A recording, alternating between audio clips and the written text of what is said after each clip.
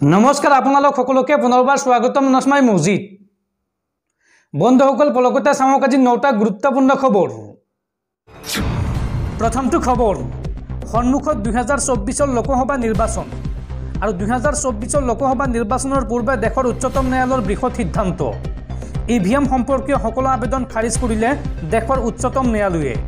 প্ৰমাণ অবিহনে ইভিএমৰ বিৰুদ্ধে গোচৰৰ শুনানি গ্ৰহণ কৰিব নোৱাৰে উচ্চতম ন্যায়ালয়ে। এই স্পষ্ট ঘোষণা উচ্চতম ন্যায়ালয়ৰ।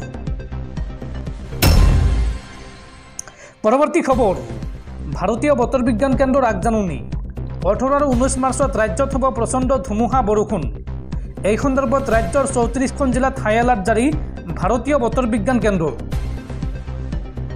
পুনৰ বতৰ বিজ্ঞান কেন্দ্ৰৰ সতৰ্কবাণী 18 আৰু 19 মাৰ্চৰ বাবে ৰাজ্যবাসীক সতৰ্কবাণী বতৰ বিজ্ঞান কেন্দ্ৰৰ। राज्यर 35খন जिलार ভিতৰত 34খন जिलात হ'ব ধুমুহাৰ লগতে বজ্ৰপাত। 34খন जिलात এই দুদিনত হ'ব প্ৰচণ্ড ধুমুহা বৰষুণ আৰু বজ্ৰপাত।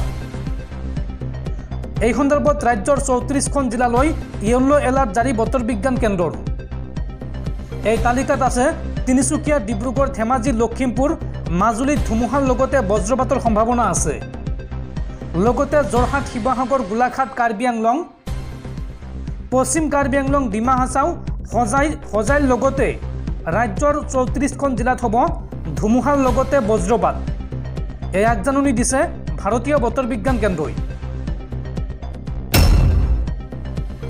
পৰৱৰ্তী খবৰ অৰুণোদয় আঁচনি, ৰেচন কাৰ্ড আৰু চৰকাৰী ঘৰক লৈ মুখ্যমন্ত্ৰী ডক্টৰ হিমন্ত বিশ্ব শৰ্মাৰ ডাঙৰ ঘোষণা। অৰুণোদয় আঁচনি, ৰেচন কাৰ্ড, চৰকাৰী ঘৰ আপুনি পোৱা নাই নেকি? যিসকল লোকে পোৱা নাই তেওঁলোকৰ ঘৰত গৈ এইবাৰ আবেদন পত্ৰ পূৰণ কৰি আনিব বিজেপিয়ে। লোকসভা নিৰ্বাচনক লৈ বিজেপিৰ নিৰ্বাচনী প্ৰচাৰ হ'ব চৰকাৰী আঁচনিৰ সুবিধাৰ পৰা বঞ্চিত লোকৰ ঘৰে ঘৰে যোৱা। আজি বাজপেয়ী ভৱনত এক সংবাদমেল সম্বোধন কৰি এই ডাঙৰ ঘোষণা কৰিছে মুখ্যমন্ত্ৰীয়ে। চৰকাৰী আঁচনি নোপোৱা লোকক এইবাৰ বিচাৰি যাব বিজেপিয়ে। ক'ত ক'ত উন্নয়ন হোৱা নাই আবেদন লৈ যাব বিজেপি। এইবাৰ গঠনমূলক নিৰ্বাচনী প্ৰচাৰ চলাব বিজেপিয়ে। অৰুণোদয় আঁচনি, ৰেচন কাৰ্ড আৰু চৰকাৰী ঘৰ নোপোৱাসকলক বিচাৰি যাব বিজেপি দলে। আঁচনিৰ পৰা বঞ্চিতৰ ঘৰত আবেদন লৈ উপস্থিত হ'ব বিজেপিৰ কাৰ্যকৰ্তা। 38টা আঁচনিৰ খবৰ ল'বলৈ প্ৰতিখন গাঁৱত যাব বিজেপি। আৰু 10জনতকৈ অধিক সদস্য থকা আত্মসহায়ক গোটৰ নাম সংগ্ৰহ কৰিব বিজেপিয়ে। ঘৰে ঘৰে গৈ নিৰ্বাচনী প্ৰচাৰ চলোৱাত গুৰুত্ব দিব বিজেপিয়ে। আৰু বিধায়কসকলে প্ৰস্তুত কৰিব আঁচনিৰ পৰা বঞ্চিতসকলৰ নাম আৰু তালিকা। আজি বাজপেয়ী ভৱনত এক সংবাদমেল সম্বোধন কৰি এই ডাঙৰ ঘোষণা কৰিছে মুখ্যমন্ত্ৰী ডক্টৰ হিমন্ত বিশ্ব শৰ্মাই। বন্ধুসকল, তাৰপিছত 4 নম্বৰ খবৰটো জনোৱাৰ আগতে আপোনালৈ এটা সৰু ৰিকুৱেষ্ট, যদি তেওঁলোকে এইটো ভিডিঅ'ত লাইক কৰা নাই তেন্তে প্লিজ এটা লাইক কৰি দিয়ক। আৰু এনেকুৱা ধৰণৰ নতুন নতুন ভিডিঅ' পাবলৈ চেনেলটো ছাবস্ক্ৰাইব কৰি কাষত থকা বেল আইকনটো প্ৰেছ কৰি ৰাখক। পৰৱৰ্তী খবৰ 2024 লোকসভা নিৰ্বাচনৰ বাবে অসমৰ 3খন আসনৰ বাবে প্ৰাৰ্থীৰ তালিকা ঘোষণা AIUDF দলৰ। এই তালিকা অনুসৰি ধুবুৰীত AIUDFৰ প্ৰাৰ্থী হিচাপে আগবঢ়োৱা হৈছে বা প্ৰক্ষেপ কৰা হৈছে বদৰুদ্দিন আজমলক। আমিনুল ইছলামক নগাঁৱত প্ৰাৰ্থিত্ব প্ৰদান কৰা হৈছে। লগতে কৰিমগঞ্জত প্ৰাৰ্থিত্ব প্ৰদান কৰা হৈছে চাহাবুল ইছলাম চৌধুৰীক। আজি আনুষ্ঠানিকভাৱে এই তালিকা ঘোষণা কৰে AIUDF দলে। পৰৱৰ্তী খবৰ নিৰ্বাচনৰ পূৰ্বে কংগ্ৰেছত পুনৰ মক্ষম আঘাত। এইবাৰ কংগ্ৰেছ দল এৰিলে বৰপেটাৰ সাংসদ আব্দুল খালেকে। টিকট বঞ্চিত আব্দুল খালেকে প্ৰেৰণ কৰিলে পদত্যাগ পত্ৰ। কংগ্ৰেছত পুনৰ মক্ষম আঘাত। এইবাৰ আব্দুল খালেকে এৰিলে কংগ্ৰেছ দল। সাংসদগৰাকীয়ে প্ৰেৰণ কৰিলে পদত্যাগ পত্ৰ। AICCৰ সভাপতি মল্লিকাৰ্জুন খাৰ্গেলৈ প্ৰেৰণ কৰিলে পদত্যাগ পত্ৰ। উল্লেখযোগ্য যে 2024 লোকসভা নিৰ্বাচনত কৰ্তন কৰা হৈছিল সাংসদগৰাকীৰ টিকট। আৰু টিকট কৰ্তনৰ পিছতে দলৰ পৰা পদত্যাগ কৰিছে সাংসদ আব্দুল খালেকে।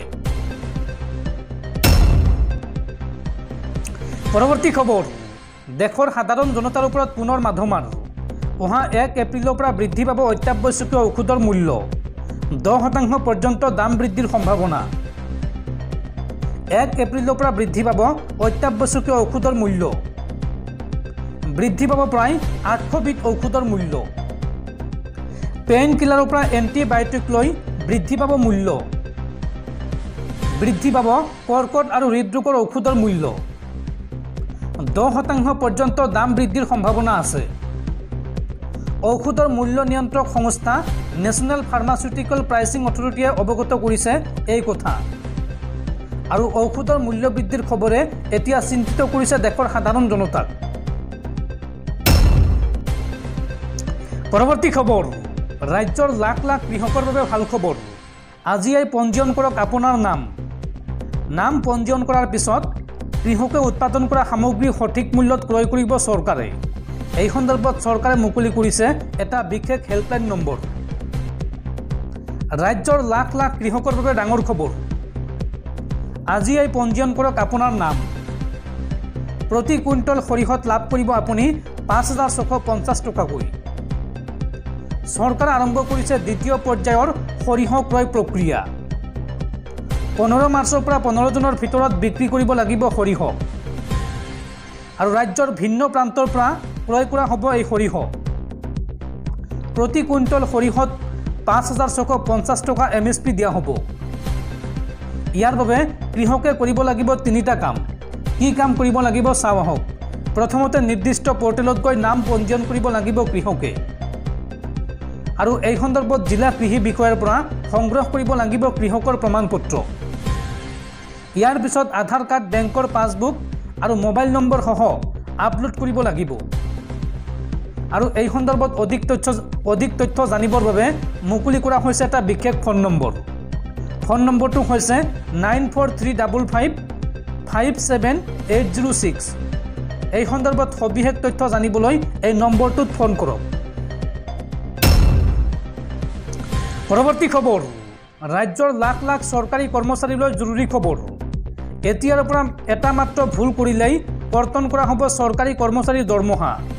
চৰকাৰী কৰ্মচাৰীক লৈ কঠোৰ মুখ্যমন্ত্ৰী ডক্টৰ হিমন্ত বিশ্ব শৰ্মা। সাৱধান ৰাজ্যৰ চৰকাৰী কৰ্মচাৰীসকল। এতিয়াৰ পৰা চৰকাৰী কামত অৱহেলা কৰাৰ সময় উকলিল।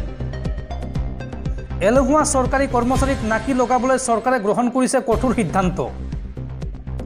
চৰকাৰী কাম সম্পন্ন কৰাৰ সন্দৰ্ভত কৰ্মচাৰীলৈ সতৰ্কবাণী মুখ্যমন্ত্ৰীৰ।